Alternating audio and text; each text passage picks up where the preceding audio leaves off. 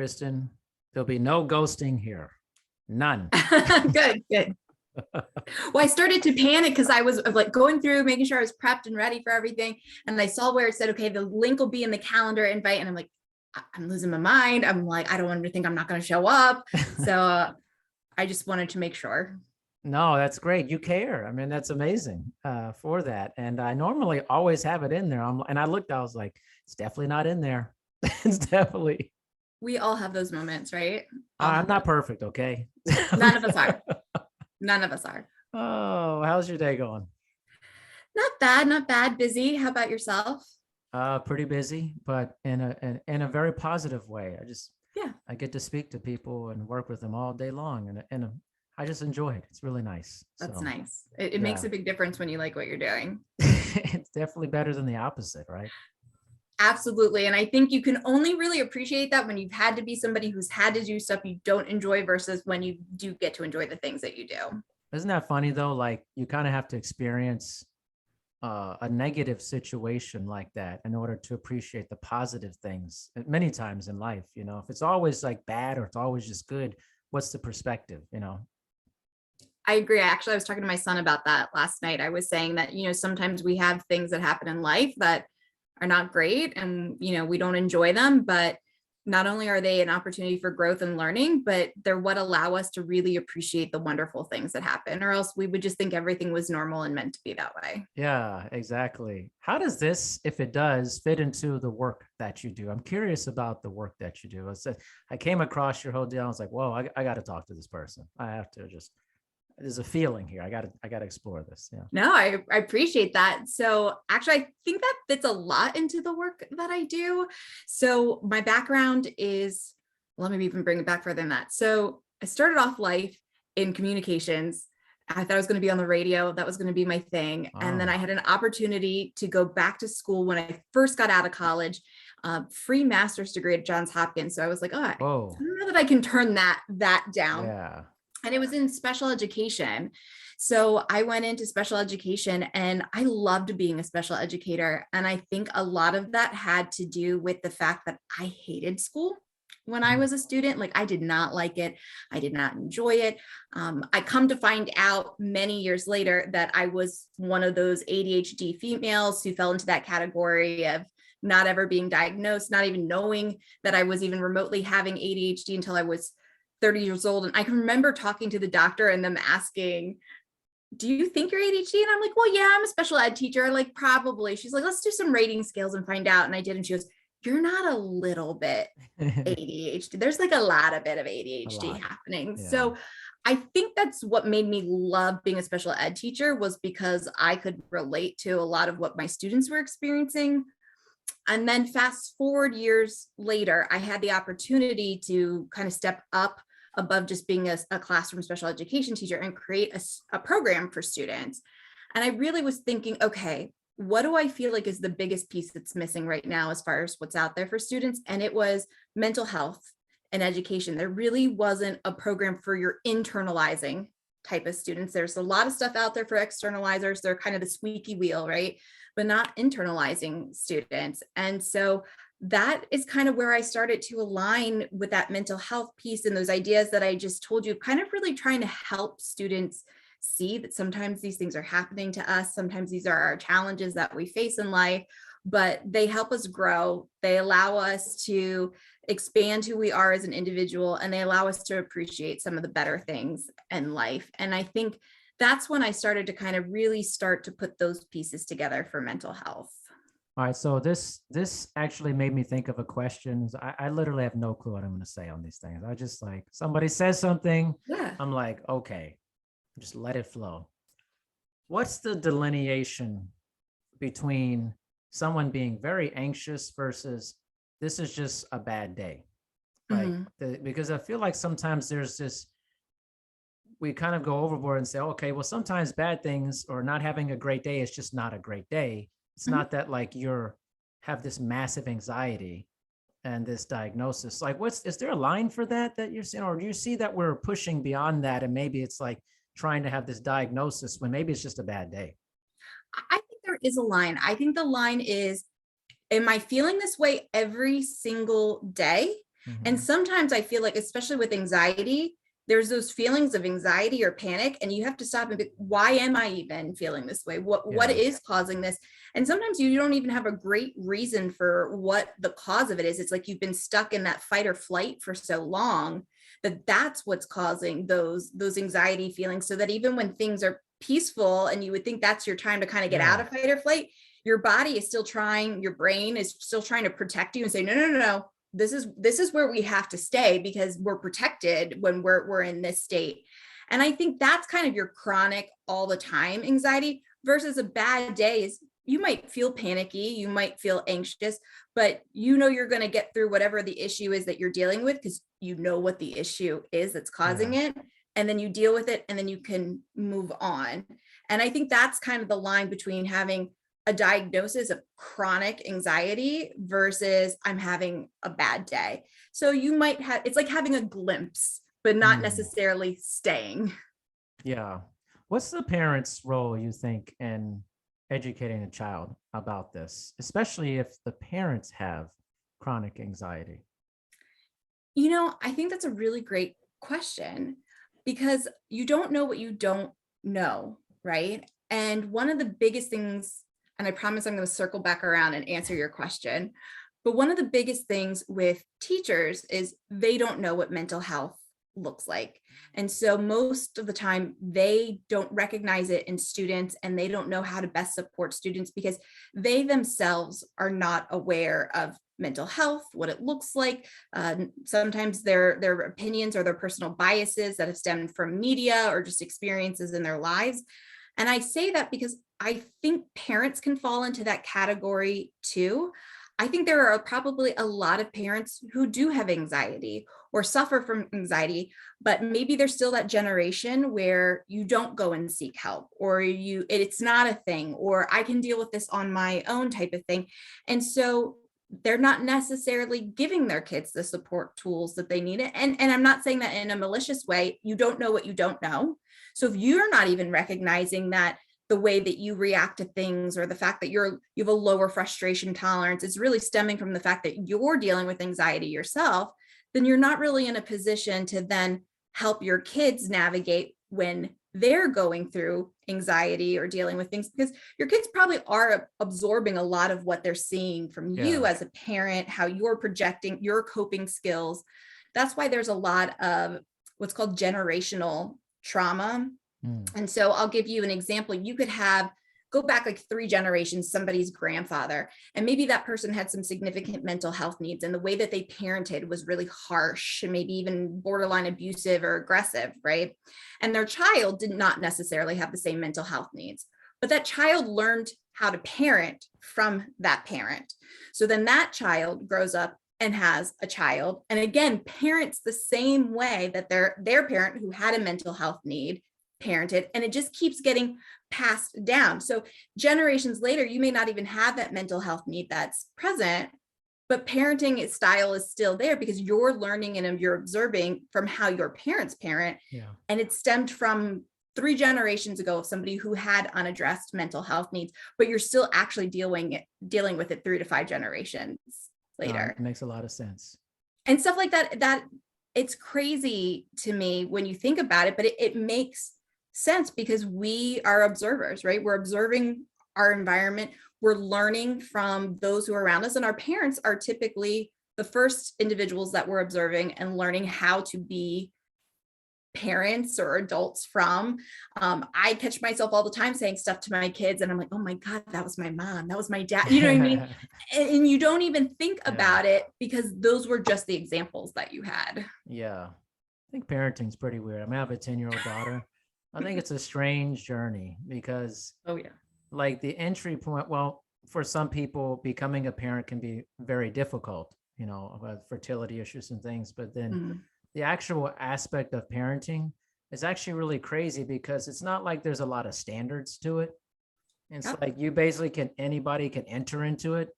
And you people often bring a tremendous amount of baggage or personal hangup into raising another human.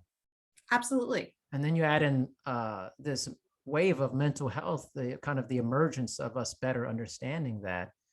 it can be daunting, feels daunting in many times. But I don't think we talk about it enough and like it can be overwhelming. Oh, absolutely. There's no manual, right? You don't get to leave the hospital with a manual, and everybody does have their own parenting qualms, because again, we're using what we were shown as children and now we're applying it. And we also have our own biases, right? Every single person in this entire world has their own set of personal biases, conscious or subconscious, and we're applying them. And, I think you see a lot of conflict, and you have parents who feel like I should be very open with my kids. I'm going to be transparent, even though they're 8, I'm going to tell them everything. They have the right to know. And then you have people who go, I don't know if 8 is psychologically ready to handle some of these concepts. So I'm going to hold off on giving some of these details. And I'm not saying that either one of those styles is right or wrong. I think you need to know your kid. It's, what your personal beliefs are. But then definitely there's some conflict when those two children are sitting in a classroom together, right? And this kid is sharing concepts that this one kid is like, hasn't been prepped for, that's not part of their dynamics in their family. And I think that's where sometimes you see dynamics, or a kid comes home scarred because now they know details about Santa Claus that they weren't ready, you know what I mean? like that kind of thing. It's like we all need to get together every now and then as parents, have like the conversation about where we stand, what are we sharing, what are we not sharing? It's interesting. But it makes for a very complex type of situation. It does. I have several questions. Let's start with this one. So what's the current state of mental health in our country and your point of view? And what do we know neurologically about what's happening with mental health currently in our society? Sure. So I'll actually give you some facts from NAMI, the National Institute for Mental Health. And you have ages 6 to 17, 1 in 6 children have a mental health needs or will experience signs or symptoms. So that's a lot if you think 1 in 6. And what does that mean, a mental health need? What is that classified So that could be anywhere from I have anxiety, I have depression, maybe I have a learning disability that then makes me have anxiety or depression. It could be anywhere from having bipolar. It could be becoming schizophrenic, usually closer to that 17, 18 range. I mean, there's such a spectrum of what mental health needs can look like, how they can manifest, how they could come up. You could have a student who is genetically predisposed and maybe they have a great life and nothing ever triggers it, or they have a traumatic event and then it is triggered. It could be something that has always been there, is going to come out no matter what. It could be somebody who isn't predisposed to having mental health needs, but then does have a traumatic event and has difficulty processing it. So mental health really, to me, is something that nobody is, I don't want to say safe from, but there's nobody who is going to, you can't hide. If it's something that you're going to experience in your life, you're going to go through in your life, mental health can find you. Doesn't matter your age, your gender, your race, like mental health is not biased. It will show up if there is a need for it. And usually it's something that's happening neurologically that is either an unresolved issue that has happened neurologically, or something that your brain is attempting to save you. I mean, that's really what anxiety is. If you think about it, your brain's primary job is to survive. It wants you to survive. And that is what its primary focus is on. And that's why change is scary and difficult for a lot of people, because your brain knows that even if you're not happy, at least the setting you're in right now, you're alive. And that's all your brain cares about. You're alive. So change is super, super scary. So that's why you get those anxiety messages from your brain. Like, is that going to be smart? Is that a good idea? Should I do that? Because your brain wants you to just stay alive. Stay in this. I don't care that you're unhappy. Just stay where you are because you're alive. That's my primary focus, right? And mental health, for a lot of people, I think there's so many things. I mean, we could probably just create a podcast on the rabbit holes we could go down on what is contributing to mental health. But I think the state of mental health has definitely deteriorated, you're seeing more and more mental health. And I think there's a lot of factors. mental health is not this new concept that came up because of the pandemic, but I think the pandemic definitely exacerbated it, right? There are already people who are dealing with things, and this has definitely increased it. And then I think there's opportunity. I'm seeing a lot of really young children who most parents reported to me prior to the pandemic, they were okay or they were doing well, and then the pandemic hit. So I think it's interrupted a lot of social skill learning, a lot of social abilities, a lot of peer interactions. I think that we are much more aware of mental health now. So I think there are times where, I hate to say this, but sometimes, not everyone, but some people, oh, it's a cool hip thing. I have this need, or I need to be seen this kind of way. And so I think you have a little bit of that. That's obviously not the mass majority of people, but there's a level of awareness, which is great, because for a long time, there was a lot of stigma around it. And I feel like there still is, but a lot more conversation is happening. A lot more people are talking about it and bringing it to the light, which is important, especially big figures like Simone Biles and with gymnastics. Like, I think that was a really big thing for other young adults who are struggling to see a peer in a prominent position be open and honest and share, hey, I'm struggling too. So I think that's a thing. I think, media, we're so informed, way more informed than we've ever been in history, in society, of just seeing how people are living their lives. And most of the time we only post our best stuff on social media, right? Yeah. So how do you know how people are living their lives? It's always the best version of it, Right. And then we start to compare, like, oh, where am I failing? Where am I, that person is always in the Bahamas and is always doing great and is great. Why am I failing and not able to do these things? So I think there's just so many things that there's not just one thing that is creating this mental health pandemic, essentially. I think that there's a lot of different factors, and I think a lot of them are individualized, and sometimes, it's a car accident. Sometimes it's a sexual abuse. Sometimes it's a loss of a loved one. Sometimes it's an undiagnosed learning disability that you went through years of your life not knowing you had. So I think there's just so many rabbit holes that could go down to it, but we're very much more aware of our feelings and emotions. And I think we're attuned. Stuff like TikTok has made us more attuned that, oh, I'm not alone. Other people have these quirks too, or experiencing these things as well.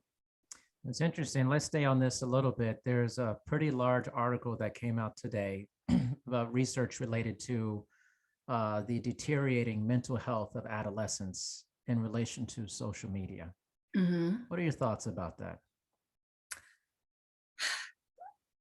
It's funny. I'm one of those people who can always see both sides of an argument. And there's aspects of social media that I really, really like. I like that communities like TikTok have allowed for people to share things about themselves, like quirks or qualms that maybe they always had felt alone in. And now people are no, me too. I have that weird thing too. And then there's this level of, I'm not so alone anymore. Other people are experiencing these too. Oh, I have a community of people who understand me after years of feeling isolated and not understood. But then I think on the flip side, it goes back to what we were just saying, right? There's aspects of social media that shows only certain aspects of your life, right? All the times that I'm going to the Bahamas, or this award that I won, and it almost paints this unrealistic view of life. I also worry sometimes too. I have young children, and they're really into some of the YouTube stars, right? Who do these stupid, like 24-hour challenge. We're going to do this, and we're going to, and then next thing you know, you're like, they're millionaires, these like 20-something-year-olds with, and you know what, part of me is like, good for them. Like, kind of jealous. I wish I had thought of these things, but part of me is also like, what's going to happen in 10 years? When this fad is done, when you're 30 and maybe you're not as hip and as cool anymore in young people's eyes, what happens then? What skill set do you have? What is messages is this giving to youth? And I don't know that I have answers to these questions, but more Why so not? that I know, right? Come on. But more so that I just have concerns in general of what this is setting us up. You have people who use social media to be influencers, right? But even influencing isn't always natural. You can buy your likes, you can buy your viewers, you can rent out a fake private airplane and do a photo shoot there, right? So you're essentially selling a false reality. And I think in selling false realities, that's where the detriment comes, is you have youth being like, this is so cool. And I want to be that, and I want to become that. But what they don't realize is they're chasing something that doesn't actually exist. Right. Yeah. And so I feel like there really is two sides to that coin. I think there's a lot of positive in where you can find communities and connection, so that lonely piece that can sometimes come with mental health or neurodiversity can be diminished, but it also is creating this unrealistic expectation. It's having kids focus and chase things that are not realistic. And I do have concerns for what that means. And I think you'll find there's a great documentary actually about social media and kind of going about it the fake way. And this director had hired like 3 or 4 young people to kind of make into influencers. Yeah. Did you see that documentary? Yeah. It was a sad, great actually. documentary. Yeah. But it showed that, I think, of the 4 kids, only one actually like made it all the way through the experiment or whatever you want to call it. The rest felt like the pressure was too much. They felt like the comments that you get from the trolls and the social media was really eating at their mental health and making them feel suicidal at times. So it showed this flip side of being what an influencer is not only do you get these perks of maybe a great restaurant or a seat on an airplane, but you have a lot of people who are then going to kind of pour their own judgment and issues on you. And if you're not really solid with who you are, that's going to be something that's going to really tear at you and create other psychological issues. Well, one of the things I do think that, I'm 44. I actually like the internet how it used to be, when there wasn't algorithms and stuff. Mm-hmm. And it's funny how like some of these companies are like, yeah, we're going to limit this. I'm like, oh, how it was? You mean how it used to be? Like when you're just like, you weren't persuaded by other things. But one of the things we're seeing a lot of research discussing how social media and any just smartphones and stuff is decreasing sleep in adolescence. Mm-hmm. So where adolescents have less sleep than now they've ever had. Absolutely. History, I saw that. Horrible.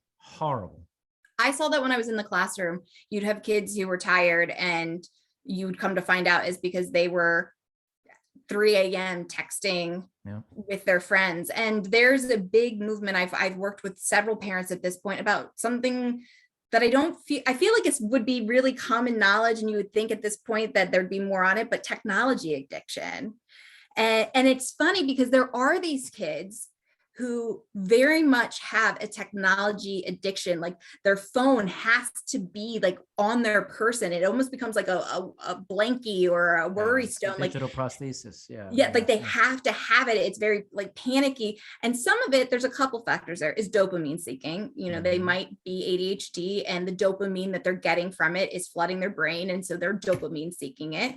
And then other ones, it could be an anxiety or an insecurity or this need to feel connected. But the funny thing is so you'll have these kids with really intense technology needs, but yet in the classroom, you're told as a teacher to push technology, to use technology. And there used to be really strict like cell phone policies in high school. Like you can't have your cell phone. It needs to be in the locker. We're not touching it during the day. But now they've had to get so laxed with it that now that the technology is the way that it is, kids are like, yeah, bring your cell phone in. We might access this app so that we can play this game on the board, and you can submit your answer using your phone. And on one hand, I get it. They're trying to integrate those technology pieces into learning. But on the other hand, you're really feeding that technology addiction for some kids whose parents are calling me like, well, what do I do? I need to limit how much screen or access they have to their phone. But then they call me because the teacher says, get out your phone because we're going to play this game and you need to download this app and you need to have access to it. And what do I do with my kid? And I feel like those are some great what do you do? questions. Well, I'm telling you right now, I have a very definite plan with my daughter. My daughter doesn't have a phone. She's 10. She's not getting one to 8th grade. But I told her already that you will be checking this phone in and out before bedtime. So a lot of parents, they allow their kids to just stay up all times. And so one, it starts with poor sleep hygiene for your children initially, and then allowing your children to have phones in their room at night. You know, they're not going to go to sleep. They're getting that constant blue light and there's going to be texting. You know what that's called? Parenting. You have to put your foot down and say, you will check this back out in the morning time, because it's like parents don't understand this idea. You have to step up and you have to be tough. You have to be tough about it because they're little. Adults can't handle the technology addiction. You think kids can? Come on. And it only gets worse. And for most of my time in the classroom, I was at the high school level. So I mainly was dealing with the big kids at that point. And the message I would give to parents now is you've got to establish that boundary that you just spoke of now, because it's only going to get harder as they get bigger. But I can't tell you how many times I'll give you, this is a true example where a parent came into me upset that their kid was on their computer all night long and wasn't doing what they said. And I said, I can solve this problem for you really easily. You tell them, I'm taking the computer. The computer is mine. When it's time to go off to bed, I will have the computer. And the parent goes, I can't do that. Do you know what kind of issue that's going to cause for me at home? What kind of fight that's going to create? And I'm like, I don't, do you care? Because I wouldn't care. My kid can yell and be mad at me all they want. Like, they need to not be on their computer. I'm the adult. I probably paid for that computer. You own that computer. That's your property. I am taking the computer. But, and I'd love to tell you that is just one time that I have dealt with that, but that was a very common thing that I dealt with often, where parents would say, I'm having this issue. What do I do? And I go, okay, so take it. I can't do that. You don't know the issue that's going to create. That's insane to me. Maybe it's like my biases. I grew up, my mother, I had a bedtime until I was a senior in high school. That bedtime was like 9 p.m. Like when I was like 17, I couldn't stand it. My mom did this, but I'm so glad she did, because she protected our sleep completely, because she wanted us to be alert and ready to go in the morning. This was way before any of this was like a big deal in society. I have continued that with my daughter, and now I'm armed with all the information. My mom didn't have that information. She was just going off her gut about it. This is a crossroads of parenting we're at on some level, that our children, we're almost afraid of our children on some level, that we're afraid that they'll be upset and think that we're not good parents. Yeah. One for me is, I don't care about that. That's not my job to be liked and like that I'm the greatest parent. My job is to raise a good person and provide a platform for them to excel, because they're going to be adults at some point for that. I just don't understand this. Like, I need to feel validated by my child. And so I'm going to let you do really unhealthy stuff for you. Like, I read a really great book, and I'm blanking on the name of it. Gosh, I can see the picture of it, but I'll give you the general concept of it. And it talks about this, because this seems to be a newer generational issue. And it looked at current parents, a lot of current parents. I would say Gen X to, elder millennial type of parents is that time frame. And it looked at, for whatever reason, our generations seem to be much more attuned with the feelings that we had when we were kids. Like, we remember feeling left out. We remember feeling isolated or bad. Seems more so that maybe than like the boomer generation felt, or at least acknowledged, right? Yeah. And it seems like one of the biggest things that this book was saying is that because we remember those feelings, we have done everything that we can to almost attempt to try and prevent our children from having to have those feelings. And you can apply that to like everybody gets a trophy, everybody's a winner type of situation. But we did that because we remember feeling so bad that we wanted to prevent our children from having to have those feelings as well. And then what this book went on to share in its study is that then these kids become college age kids. They go off to college. And one of the first lessons they realize is they're not the greatest thing ever anymore. Like they had gone all the way to 18 years old thinking that they were like the number one all-star, and now they're not. And they have a really hard time with that identity piece because of it. And then two, they'll hit like a, very normal kind of, late teen, early 20s angst of a breakup, right? You had maybe your first serious relationship and you break up. And it sucked. Like we've all been there, right? It sucks. It doesn't feel good. Everyone's like, time will heal all. And you're like, no, how will I ever go on? So right? Permanent. Right. And it hurt. But the difference was between it just, not being great and it hurting was these kids like couldn't deal with it. Like couldn't, to the point of like committing suicide, because they literally couldn't deal with that impact in their life. Because ultimately what it led to is we prevented so much of them having to deal with any of those painful type of experiences growing up that they had zero resiliency, zero perseverance. We ended up doing more harm and were more detrimental to their growth and development. It didn't actually protect them from having these feelings that didn't feel great growing up. It actually made it so that they were not able to persevere or be resilient to any type of setback. And I mean, unfortunately, anybody who, I would say is 35 or older knows that in life, you're going to have it's a roller coaster. if you get to go through life just on the up or even on the straight, then you have lived a very privileged life, because most people are doing a roller coaster ride. And you're going to have to be able to figure out when you're at that low peak, how are you going to deal with it? How are you going to move on? How are you going to pick yourself up? And how are you going to get yourself back onto the top of that hill again? And these kids just didn't have that skill set because they were prevented from ever having to start forming those types of habits or those skills when they were younger, because their parents prevented it. Yeah. I mean, if your life is just up all the time, you have very low life intelligence. You really do. Like the first trauma that comes in is going to destroy your existence. It's just going to be like a meteor-sized disruption that you may have a hard time coming back from. I really actually think a lot of this comes back to parenting. I really do. And that we're not addressing this parenting gap. We address this education gap of kids with COVID and all this stuff, but we're not addressing the parenting gap, I think, enough. And that a lot of parents in this time, they just want to make their kids happy. And they think by doing that is just giving them whatever they want and shielding them from failure. All that, which is complete trash, in my opinion.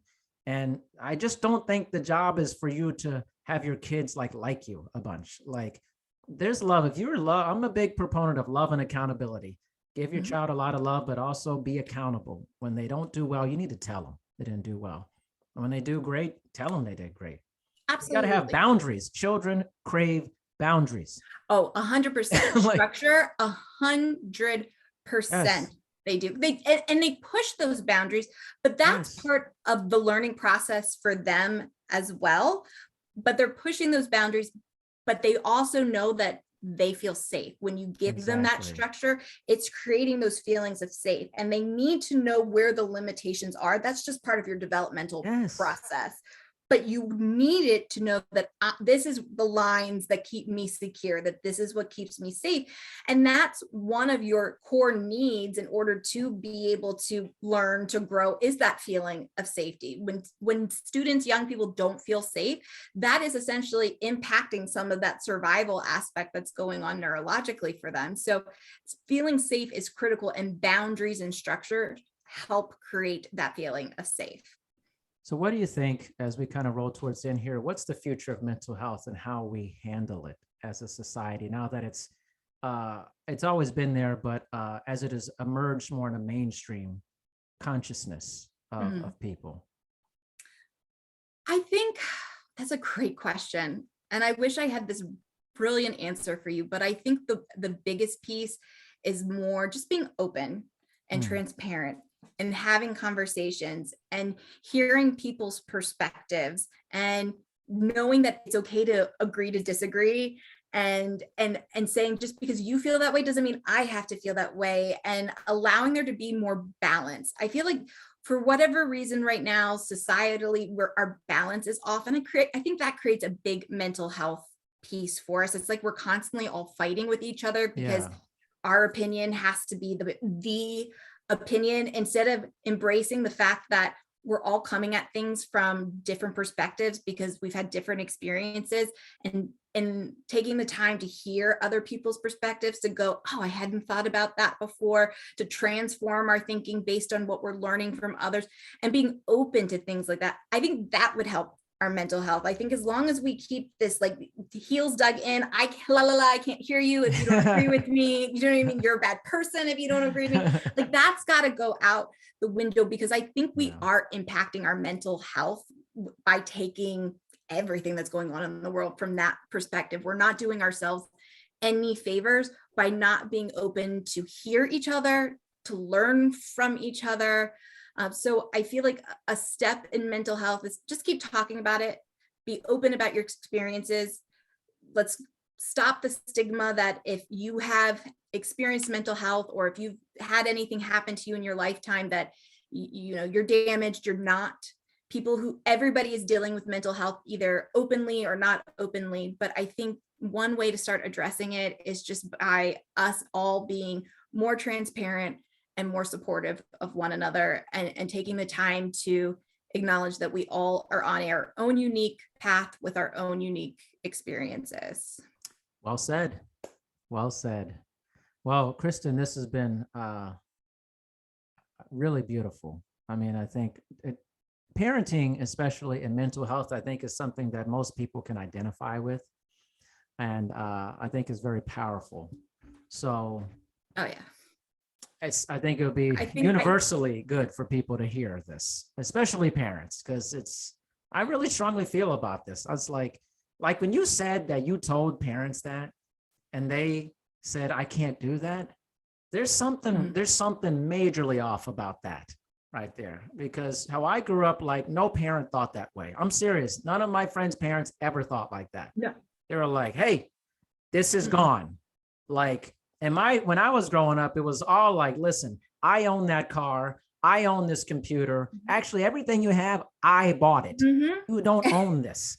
That must be very clear to you. Very clear. As well. And even if it was something that you could get away with, but I bought this with my money for my job, but it's in my house. It's in my house though. Like, something to come back there. And I think just to sum it up real quick, I think one thing that it hit me one day when I'm a university professor as well. And it hit me one day as I was talking about communications with students. Think about it. When you were going to call someone and ask them to go to homecoming with you, or prom, or even just you were calling a friend's house, right? Maybe it's not even you were asking them on a date. You're just calling a friend. What was the procedure and process? Remember that? Remember you had to well, it wasn't cell phones for him back then, and you had to dial. Sometimes people still had the ring around. Remember the rotary phone, right? And then maybe it was busy. It's a busy signal. So sometimes you'd have to call back. But who usually answered the phone? You got the parent would answer the phone, or somebody, right? So you would usually have to have some kind of, hello, sir, is Darren available? Can I please speak with you? You had to have an adult exchange or interaction where you had to be respectful and polite in order to be able to get on the phone with your friend, right? Yeah. Why would that ever happen now? No. They all have their own phones or cell phones. If they're even calling each other, they're probably texting each other. No. So there's a communication piece too. And you can look at how this factors in so many different ways, right? But there's a communication breakdown that has happened rapidly. If you think about it in just the last 20 years of how we just communicate, and we have started to decrease how we even communicate. And there's been rise in social anxiety, right? But we don't have to do some of the same skill sets that we used to have to do, that almost made you subconsciously have to step out of your comfort zone at times, right? I hate talking on the phone now. Like I don't enjoy talking on the phone. But when I was a teenager, you couldn't have gotten me off of the phone. All I wanted to do was talk. Yep. So you do kind of lose some of that drive and that skill when you don't have to use it like you used to. Oh my gosh. I know so many people that say exactly what you just said. And I'm like, wait a minute. I'm like, this is like all you wanted to do in the past. And there's just this weird erosion. Yep. That's why I love doing this podcast and stuff, because I get to talk on the phone with people, but now I get to see them at the same time. And like, I actually had to teach my daughter how to talk to people. So I'll do like a phone call with her in another room on my wife's phone, and I'll teach her how to have a conversation, because it's so foreign to them to talk and actually have a back and forth. My business partner had to do the same thing with his daughter, 16, teach her how to have a conversation.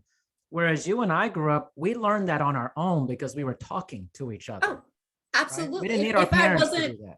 Right. Or I was at my mom's office and during the summer, and it was like, you're answering phones today. You're answering phones. Yeah. Right. And so you just naturally got that skill set of communication that just doesn't exist anymore. And there really isn't these cut out places for it to happen anymore. I used to be really close with my friends' parents growing up, and most kids barely know their friends' parents because they don't have to have those same type of interactions that they once did. That's so true. I was the same way. I knew all my friends' parents, and we would chat and stuff. And now it's not a thing, man. No. You know, it's actually sad on some level. I think there's a lot of great things to moving forward, but you also trade off other things too. Some of these old things I think are really valuable to still maintain. Humanity is always going to talk to each other on some level. And I think we really need to sharpen that skill in our children, and honestly, and adults too need to sharpen that skill. Seriously. 100%. I mean, oh, Kristen, thank you so much for your time. I mean, you're a lovely person. This is an awesome conversation. I really appreciate it. Tell all the good people how they can contact you and listen to more of your ideas and thoughts. Absolutely. Please come follow me, social media on Instagram, TikTok at the.neurodiverse.teacher. You can also visit me at www.theneurodiverseteacher.com. I'd love to have anybody check me out. It's usually more rants of me just talking about my opinions and my thought processes, but thanks so much for having me on. I truly appreciate it. No problem. Thank you, everyone. Kristen, appreciate the time. Thanks.